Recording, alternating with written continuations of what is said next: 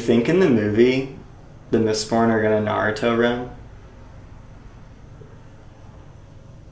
Hey guys, welcome to Booking Serious. I'm Becca. And I'm Lucas. And today we'll be discussing Mistborn by Brandon Sanderson. So this book was not on my radar at all. And Lucas got it and he read it. And as he was finishing it, he set it down one day. I picked it up and I just read the preface and I started reading into the first chapter and he walked in the room and said, "What are you doing?" Yeah, I was not done reading it yet and I did not want her, the vulture, to take over my book. Whoops. Well, he finished it and then I decided to read it. I started reading it at bedtime one night. I read about 4 or 5 chapters and then actually yesterday spent basically the whole day, every spare moment that I could, reading, and I finished it. So within like 36 hours, I'd finished the book. All right, so before we get started, I do want to say that we're going to be talking about the whole book. So, spoiler warning, we're going to talk about everything. Watch at your own risk. That said, I really loved the book. I would give it somewhere about like a 4.5, and not a 5 for me. I think it's a really great book. If you haven't read fantasy in a while, for me, I had 4 years of graduate school and then a year of really intense teaching. So I didn't have a lot of time to read the fun stuff, as I like to call it. Mistborn was something I heard a lot of hype about. I was watching the Brandon Sanderson creative writing lectures at BYU, and he kept referencing this book to sort of frame his discussions.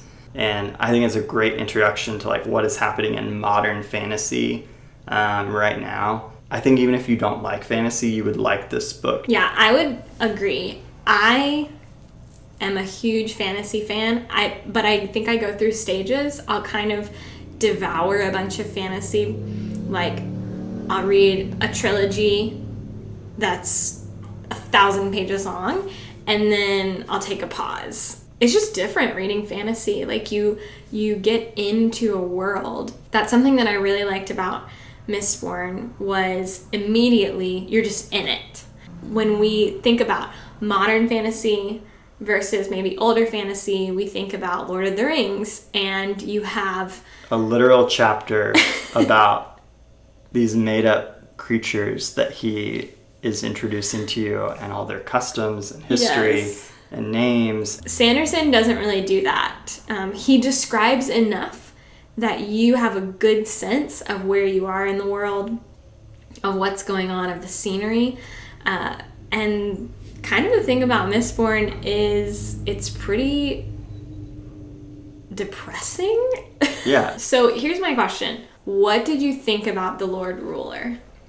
For me, I'm coming into this knowing a little bit more about Brandon Sanderson. I know he has this whole universe that most of his books fit into called the Cosmere. And so when he is talking about a god, and they even mention him as like a sliver of infinity, which is like a really cool phrase, by the way. It is.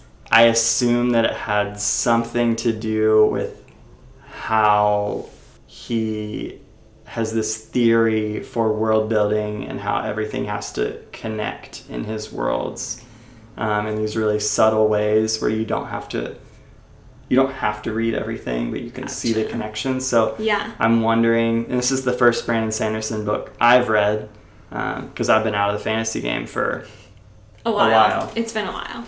I just assumed there was going to be connections that I would see later. And I didn't know if it was, like, you don't see him till near the end of the book. So yeah. I was always waiting for him to show up, for him to show his divinity, to show his, like, godhood. Totally. There's a secret about his power. Yes. I figured.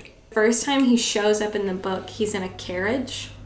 And he doesn't come out. Yeah. And so I'm immediately very skeptical. Obviously, I'm skeptical the whole time because I'm like, there's got to be something going on here. And what I really enjoyed is how at the beginning of each chapter, there's this little snippet that's italicized, and at first you're not sure who the voice is, but then you come to find out that it's the logbook of the hero who was going to defeat the deepness. So, yeah, the Lord Ruler's... The Lord Ruler. Logbook. His journal. His journal. diary. Yes, all of his thoughts. Your diary. And... Today, I've slaughtered millions of people and saved the world. And yeah. I'm a bad person. That's basically... So you're getting these two different viewpoints, and it's like the before the Lord Ruler, and then you're living in the after in the chapters. And so while I was reading that, and then he pops up, he seems very human in that logbook. So the mystery is, what is he? And then he doesn't come out. The first time you see him, I was just like, is this all fake? Is it all fake? Hoax. Is the ministry, are they just like faking it for everyone? Main characters. The first one is Kelsier. And he is a Mistborn, which you find that out later. And you can tell immediately that he is a troublemaker. That he is like gonna rile people up, but he's also really a visionary and he's charismatic, and so people are inspired by him. He's our first big main character, and I think the second main character are the Ska, which is the group of people who are basically slaves and considered less than the nobility or the ministry or the Lord Ruler. But you come to find out that when you put a noble person and the Ska side by side, they're the same. They look exactly the same. And that was really fascinating to me because it kind of added this element very early on of, well, then what makes them different? Why are these people who look exactly like these other people enslaved? And that's not answered in this book. So it's not. You're right. That's something that I'm really hoping in this trilogy that we learn what separated the nobility from the Ska. So that's a huge character of the book, is just the Ska people. Because there's so many of them compared to the number of nobility or compared to the Lord Ruler. The next character is Vin. She is the... not trusting of anyone, as you are reminded about 300 times, which was one of the things that kind of hampered my reading a little bit, because Sanderson's doing a lot of really great character development, especially with Vin in the latter part of the book. But at the beginning and middle, you are just constantly reminded, I don't trust people. These people are too nice. Yeah. I'm not used to being treated nice. I think it was important to establish that from her backstory. It could have been less. Like any heist story, the side characters are definitely the flamboyant draw. They've got their skills, and they've got their part in the job, and they're going to pull it off, and it's going to impress the heck out of you. So we've got Ham, we've got Breeze, who are like two of my favorites, but perhaps both of our favorite character is Sazed, the terrace man servant, who has different magic than some of the other people in this book. Another character who I really enjoyed was Elend, and I really like him because he's not part of the main group. He gives you an insight kind of into the nobility, He's also just really weird and intelligent and part of a love story. So, like... Oh, kind of like me. You... Right? Yes! That's exactly what I was going to say. Anyway, so Elend, I think he's my favorite because when you have a character who, like Elend, is questioning the things that he's been taught, the things that he's been raised in, especially where he is doing it from a very philosophical sense. Like, they're having these meetings, him and his friends, and they've been reading things, and, you know, they're talking about maybe things shouldn't be this way. Maybe the ska aren't so different than us. Maybe things could be better. And when you have characters like that, they go one of two ways. They either, when revolution comes, they either join the fight and they really live out all these things that they've talked about, or they turn into like the biggest cowards and then they usually get what's coming to them and they die. Or sometimes I think they become the villain because what they once thought about becomes reality and they can't handle that. So at the end of the book, Elend is king.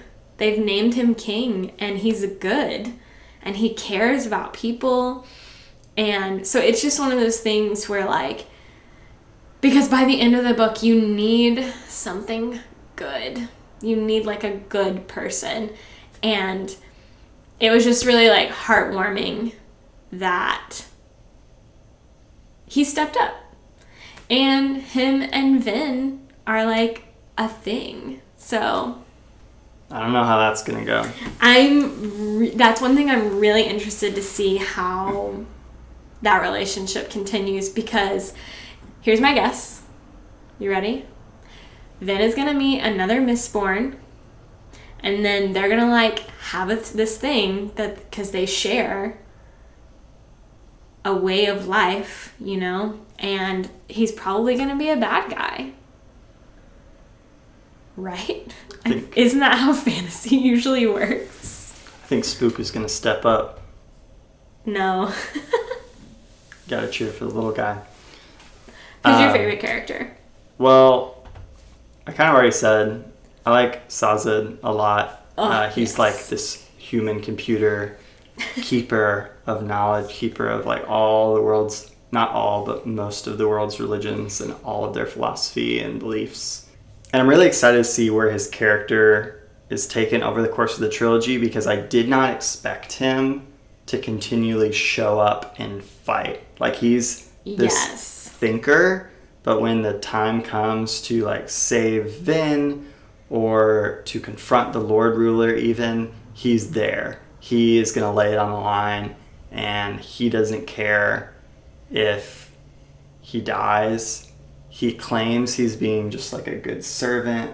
Well, I told Master Kelsier I would look out for you, but very obviously he notices there's something unique about Vin, and he wants to see where that goes. There's a lot to say in this book about character dynamics, especially with Vin starting out the book as like a very almost two-dimensional character. She's pretty flat, and that was our critique. But by the end of the book, through her relationships with these people, she kind of becomes a whole person, which maybe invalidates our criticism. Maybe that's Brandon Sanderson's genius plan all along. You really get to see these characters evolve from being just like petty thieves and criminals, gaming the system, to, okay, now they're going to have to rule a country. They have killed not just the god, but king of this empire. Yes. And they all have a role to play, whether they like it or not. Yes. Back to Sazed, I think one of the things that makes him such a great character is you are, at least I felt this way, filled with compassion for him, because he knows so much about all these other religions and cultures and knows nothing of his own. And I think that was one of the most heartbreaking moments for me in this book, was at the end, you find out that the Lord Ruler was actually a terraceman, then kills him. He would have died anyway, which Sazed points out, because his body was aging so quickly. But you realize Sazed could have learned something. He could have learned something about his history and about their religion, which apparently held the prophecies which caused the hero to go try to defeat the deepness. Every video needs a pup break. Pup break. The bait and switch with the Lord Ruler and the Pac-Man, Rashik, felt very legitimate to me in a way that I think I normally would have been like pulled out of the book by, because he gives you everything you need in the book, I think, to figure it out, with the journal entries, with Sazed's description of Farukami, and seeing it in action, and knowing that there's a choice to defeat the deepness and be a good ruler, like do the right thing for the prophecy and like not take the power for yourself, or to like step into that power. So I thought that was really clever, and like the way there's a cliffhanger with the logbook. So he's worried, and you don't necessarily know what he's worried about, but it becomes kind of clear that it's not exactly the task. It's more like the atmosphere is tense. It makes you wonder if the hero had been the one to defeat the deepness, what would have happened? All right, let's talk about the magic in this book. Of course. So different, I feel like, than So. a lot of other magic in fantasy. I think that I feel like in a lot of things, the magic is just something that's like within you, that you're kind of like gifted in, and people can either train themselves to be better, or they're just really simple. Can be depending on like your lineage, how great you are at magic. And so this form of magic, who could use it, how they used it, how they got their abilities, was really cool. The intricacies of pushing and pulling, and the internal and external metals, and the fact that people are like ingesting metal Which is wild. to use this magic. I like that he addresses very early on, Kelsier tells Vin, burn every metal within you before the end of the day, like before you go to sleep. Because if you don't, and it digests through your system, then you will get sick. Because that was something that I immediately thought, they're just swallowing these metals? Do they like go through their body? What is happening? That's something though that's, you never see her doing that. It's kind of like pooping in a book. You never see anyone pooping. Like, but True. People need to do it. You don't see people emptying out their metals. Like Hunger Games, people died when they took poops. You can't tell me they didn't do that. The pushing and pulling and all it to say, the systems, the way he had it set up, is sort of what he's known for. He's known for making like a really hard magic system rather than a soft, what you were describing, like very vague and Gandalf-y, like why can he do what he does? Yeah. Maybe he doesn't even know. So that's something that if you want to know the rules, if you want to know the limitations, the stakes of the magic, it's not going to be able to fix every single problem, but the characters can kind of craftily work within the limitations. When I first started hearing about the magic, I was worried it would seem made up. Like, how could they know all these rules? But this is something that was created and given to the people by, I'm assuming, the Lord Ruler. We don't know yet. That never gets origin. answered. So maybe, I'm wondering if like another keeper maybe has that information. And they talk about it in the logbook, or when they talk about the logbook, they talk about there's no mention of allomancy. They only talk about, the hero talks about the terracemen.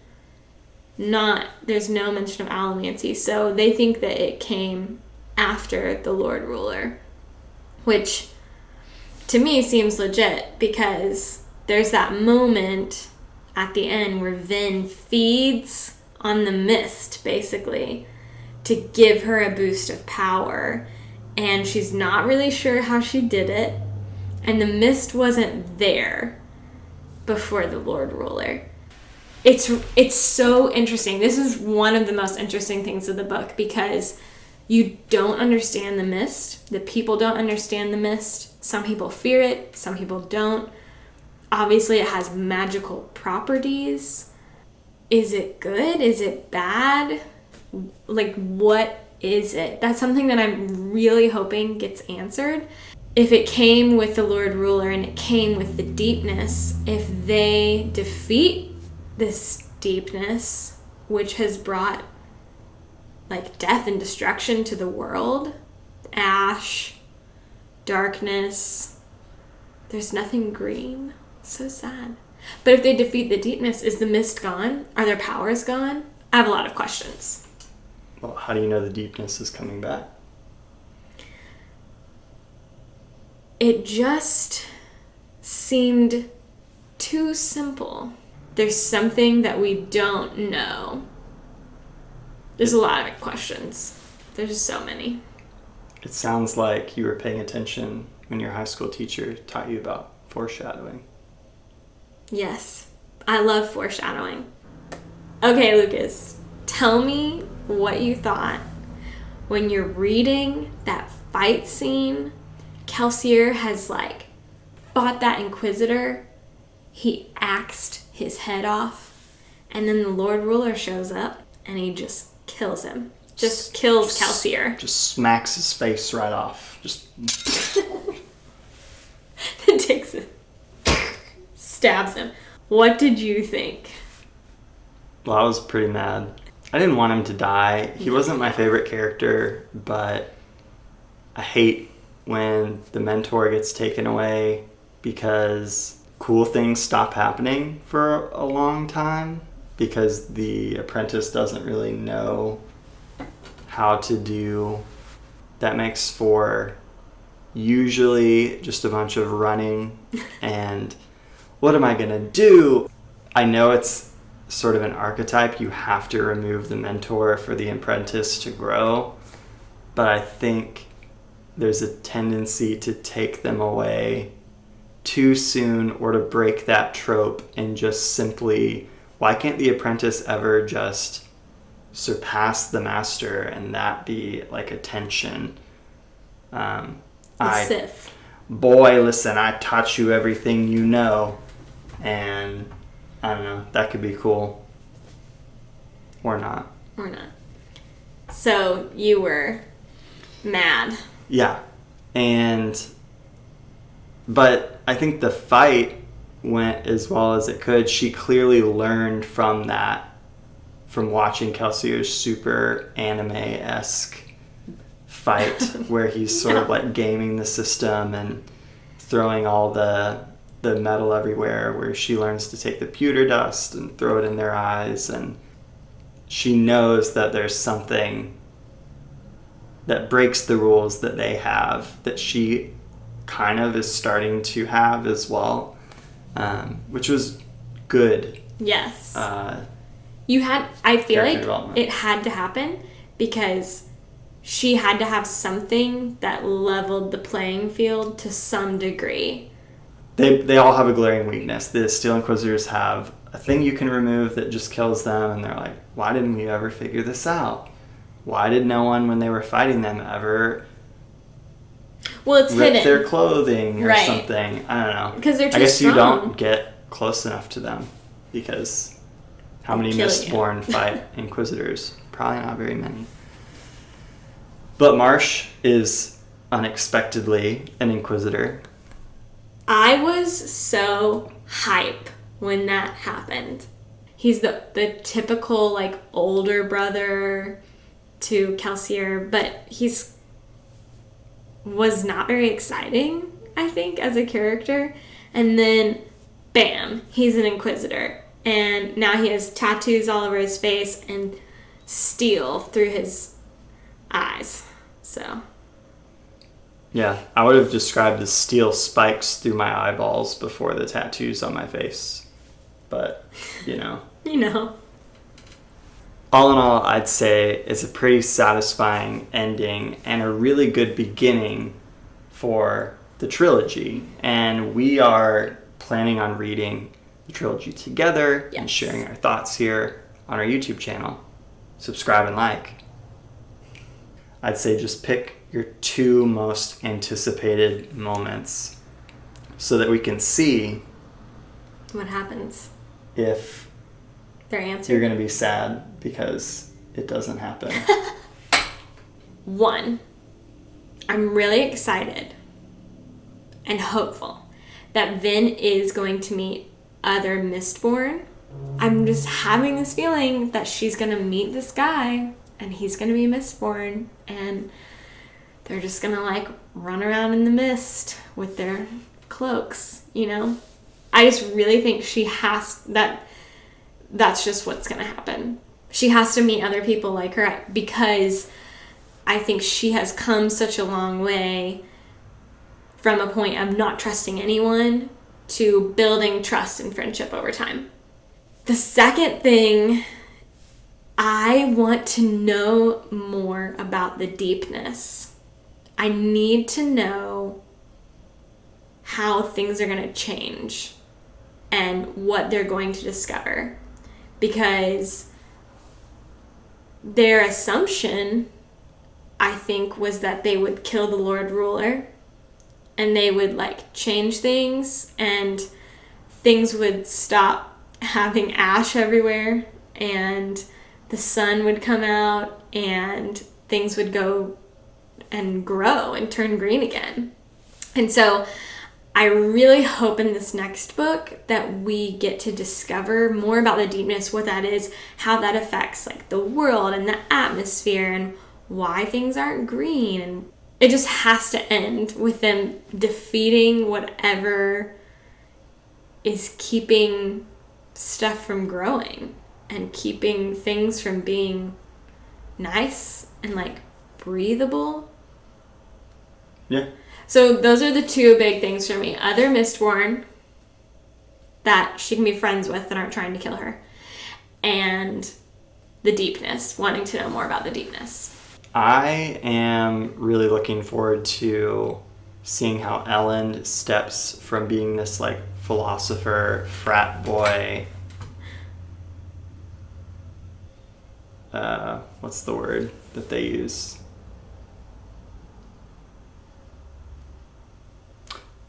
A trust fund baby. I want to see how he goes from just being a philosopher with his friends to now I'm suddenly king, which was really shocking and weird.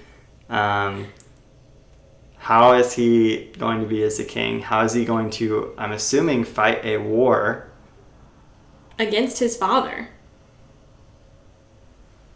Somebody read the preview chapter at the end of the book. I forgot that was the preview chapter. I just want to know more about the Terracemen. I want to know more about the world. We've only been in really one city for this whole book. There's a whole world that Sanderson has created. Yes. And I want to see what's going on beyond what we know so far. I'm going to give this book a 4 out of 5. Okay. 4 out of 5 because I really enjoyed it. It was a good read. But there were just a few things that were a little slow. I do agree with you on the point of that we were only in one city. And I think that it adds to intrigue. But it also can make the world feel small. Okay. So maybe as we see this world shift, maybe book 2 is a 5 out of 5. Here's hoping. Thank you guys for watching. Please subscribe and hit the like button if you like what we're doing here on Booking Serious. Let us know in the comments what you think about Mistborn. Maybe tell us your favorite character or what you're excited to learn in book 2. We'll see you next time after we've read book 2.